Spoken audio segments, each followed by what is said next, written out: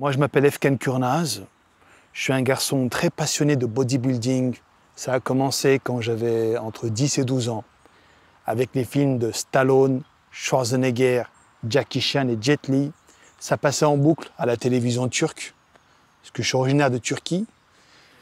Quand j'étais petit, mon père avait installé une parabole dans notre maison et on regardait tout le temps la télévision turque et les films d'action passaient en boucle. Et honnêtement, je vois ça quand je suis gamin, je suis émerveillé.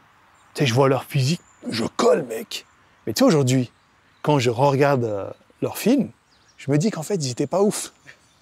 Mais tu sais, quand t'es gamin, t'es émerveillé trop facilement. Et puis, T'es grand en fait. voilà, T'es grand. exactement. Ouais, Et donc, ma passion du bodybuilding est partie de là. Et puis aujourd'hui, je suis sur YouTube depuis 2010, mais j'ai ma chaîne de muscu depuis janvier 2013, donc début 2013. Et je parle de muscu du matin jusqu'au soir. Je boucle, comme on dit. On voit ça. Ouais. Et je kiffe. Ah, toujours, ouais. Sans mes stories, mon pote, c'est tout le temps la même chose. De la muscu. Voilà. Et tu veux savoir, c'est quoi le pire? Mes abonnés kiffent. Il n'y en a aucun qui m'a dit « Ouais, tu fais que de poster les mêmes trucs. » Parce qu'ils font la même chose que moi. Ils font les mêmes entraînements, les mêmes exos. Donc c'est top. J'ai vu, t'as des tueurs. Hein. Ah ouais. Demandé, il y a pas longtemps, Ouh. Ah ça m'étonne. Wow. Pareil, j'ai fait un sondage en disant « Les gars, envoyez-moi un petit peu vos physiques pour voir à quoi vous ressemblez. » Il y a des monstres, des tueurs. Monstre caché. Tu sais, moi, je me croyais trop chaud. Quand j'ai vu mes abonnés, j'ai vite déchanté, hein, j'ai attention. Je vis de YouTube. Après, je t'ai pas dit mon âge. Bon, je vais le dire, j'ai 37 ans. J'ai pas gagné d'argent, enfin, j'ai pas vraiment gagné de l'argent au point de pouvoir vivre de cette activité entre 2010 et 2016. Okay. Voilà, enfin, 2010. En 2010, j'avais créé une chaîne YouTube, mais rien à voir avec la muscu. C'était dans l'audiovisuel, je faisais des courts-métrages. Cette chaîne, elle est enfouie quelque part. Il y a 2-3 malins qui se sont amusés à la retrouver, je te jure qu'ils ont réussi. Non. Et tu rigoles, mais sur cette chaîne, j'ai une vidéo qui avait 2 millions de vues ou 3 millions, je crois. Ah, c'est énorme à l'époque. Ah, pour l'époque, c'est un truc de fou. Et puis, quand j'ai commencé ma chaîne de muscu, donc en 2013, j'ai pas vraiment gagné d'argent entre 2013, on va plutôt prendre 2013, parce que c'est là où je me suis vraiment lancé pleinement dans cette activité. Entre 2013 et 2016, je gagnais de l'argent, mais pas au point de quitter mon travail de l'époque. À l'époque, je travaillais un peu au McDonald's, et puis après, je travaillais chez Renault. Et en 2016, quand j'ai eu mon contrat avec Prozis, c'est là que j'ai pu prendre un petit peu mon envol, que j'ai réussi à gagner assez d'argent au point d'arrêter mon travail dans la vraie vie. Okay. Et donc, depuis, je gagne ma vie comme ça. Je n'ai pas besoin de faire une seconde activité, enfin, j'en fais une autre à côté, mais pas un travail traditionnel, comme je faisais à Renault Truck.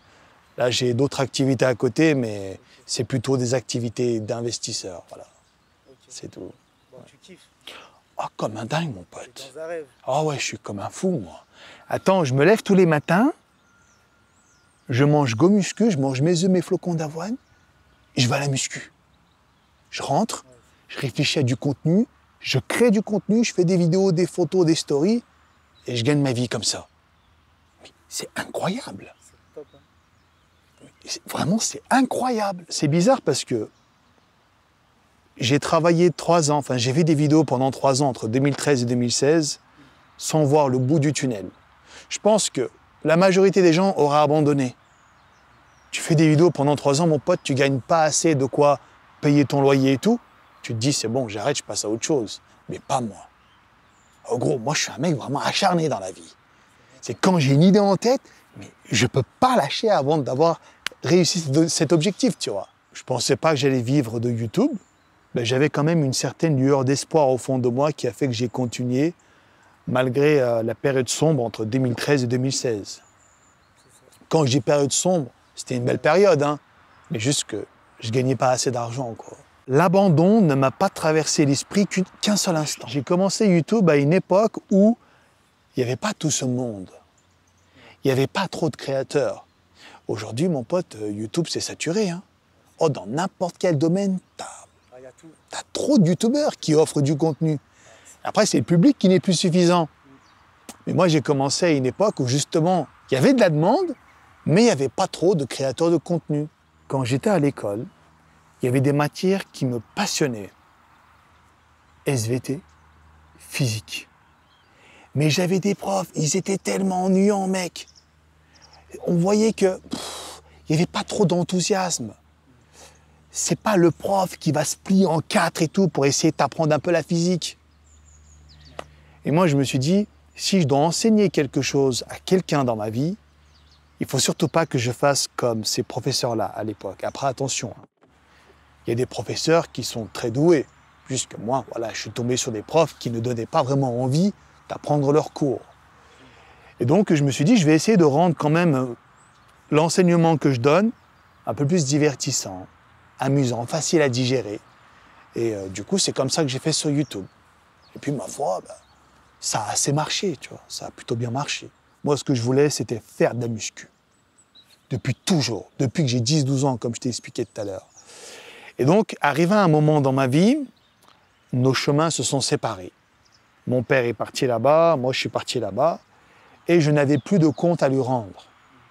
À ce moment-là, j'ai pris mon envol, j'ai écrit une lettre, j'arrête la fac de droit, je ne serai jamais juge d'instruction, arrête tes conneries. Moi, je vais faire de la muscu. C'est ce que j'ai voulu faire. Et puis, parallèlement, j'avais une copine à l'époque, tu sais. Tu connais l'histoire. Elle est allée à un bal et elle ne devait pas aller à ce bal, c'était pendant mes années de fac. J'ai fait la lettre juste après cet incident à mon père, justement. Et on devait réviser les cours. Elle me dit non, je suis fatigué. Et puis moi, je suis à la maison en train de réviser. Mes potes m'appellent, ils me disent viens, il y a un bal et tout, on y va, on va se mettre une race. Et moi, j'avais le choix entre me mettre une race et réviser des cours que je ne veux pas réviser. J'ai fait quoi? Allez, viens, on y va. On se met une race et tout dans la banliole. On arrive sur les lieux comme ça. Je sors de la caisse, je suis à moitié déglingué et je vois ma meuf en train de se faire soulever par un rugbyman. Elle est littéralement dans les bras d'un autre homme. Le mec, c'est un tueur, hein. Grand, balèze, musclé, beau. Qu'est-ce que tu veux que je fasse avec mon 1m80, 67 kilos? Ok. C'est là que je rentre chez moi. Je fais une lettre à mon père. Allez, on arrête ces conneries. Moi, je vais faire de la muscu. Et tu sais que cette meuf-là, c'était le carburant principal de mon activité. Oh, je pensais à elle du matin jusqu'au soir. Je voulais lui prouver qu'elle a fait un mauvais choix dans sa vie. C'est le déclic. Exactement, c'est le déclic, c'est l'élément déclencheur. Il y a une citation qui dit que derrière chaque bodybuilder, une femme se cache. Je suis quelqu'un de trop naïf. Okay. Moi, tu peux m'endormir avec de belles paroles. Là où je me suis fait avoir dans cette activité de youtubeur, parce qu'attention, je suis youtubeur devant la caméra, mais derrière la caméra, je suis un entrepreneur. Donc je fais des activités pro. Et quand tu es derrière la caméra et que justement tu discutes avec des gens pour faire des activités, moi, tu peux facilement m'endormir avec de belles paroles. Je me suis fait fumer comme ça, mon ami. FK, ne t'inquiète pas, on va faire ci, on va faire ça, on va être comme des frérots, on va gagner de l'argent, blabla. Tu connais la chanson. Tu te dis, ok, allez, on le fait.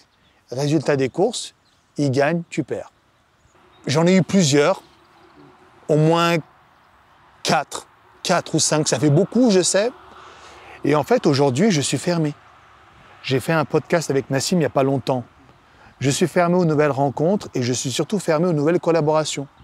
J'ai dégagé de mes réseaux mon mail professionnel, tous les mecs qui m'envoient des messages pour faire des collabs, parce que je ne veux plus. Faut pas me contacter, c'est pas la peine. Donc oui, j'ai eu beaucoup de déceptions avec l'être humain.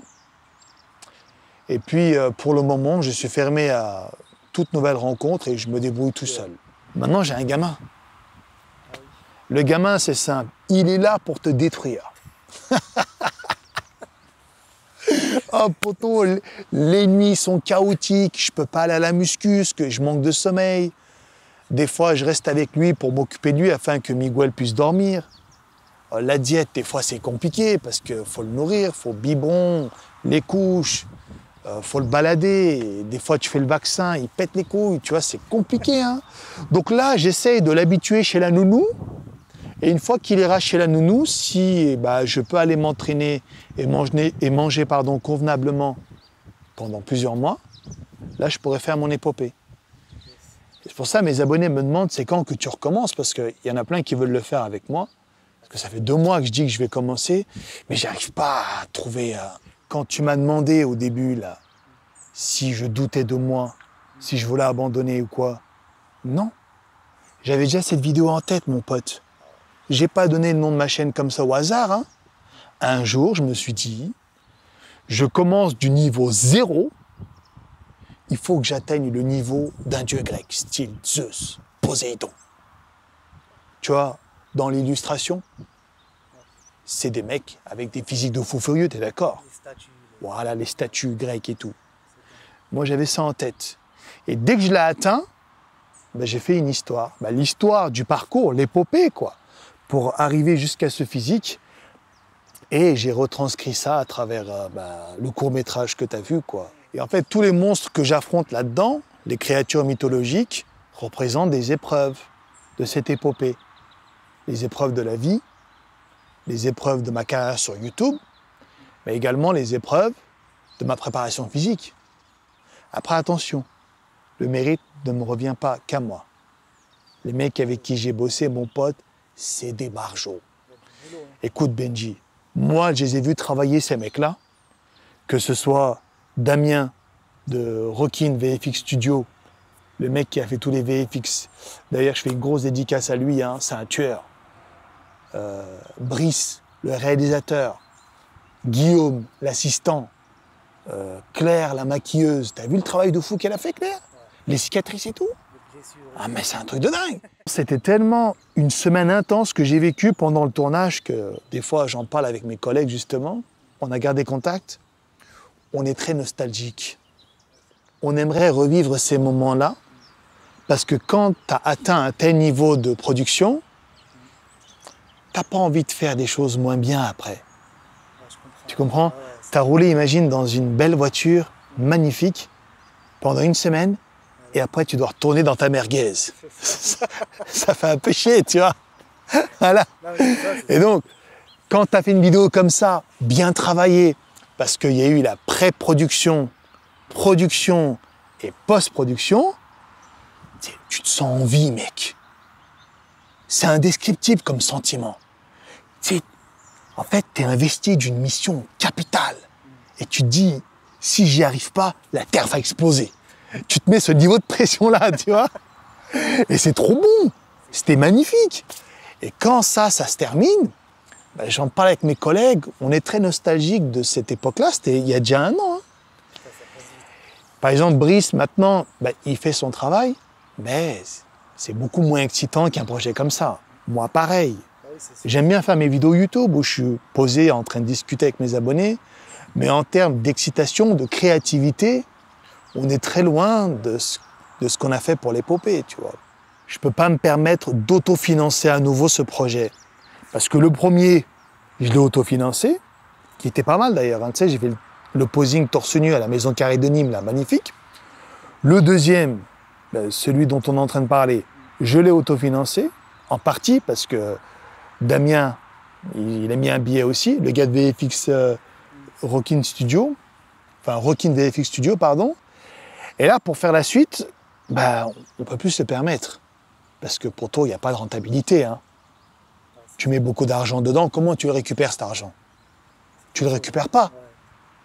Heureusement, j'ai vendu un peu mes programmes, ça a un petit peu soigné la plaie, mais de là à faire beaucoup d'argent, non, ça ne se passe pas comme ça. En fait, idéalement, il faudrait rendre ce type de vidéo payante. Mais tu ne peux pas faire payer une vidéo sur YouTube. Ce n'est pas dans les mœurs, ce n'est pas dans la politique. Il faudrait que ça passe au cinéma. Et là, du coup, si on fait un truc pour aller au cinéma, c'est des budgets à des millions et des millions. Donc tu vois, en fait, ce qu'on a fait, c'est magnifique, mais ce n'est pas viable pour la plateforme de YouTube. Merci de nous avoir écoutés. Je vous souhaite à tous et à toutes une excellente journée ou soirée. Et puis nous, on se dit à très bientôt. Peace.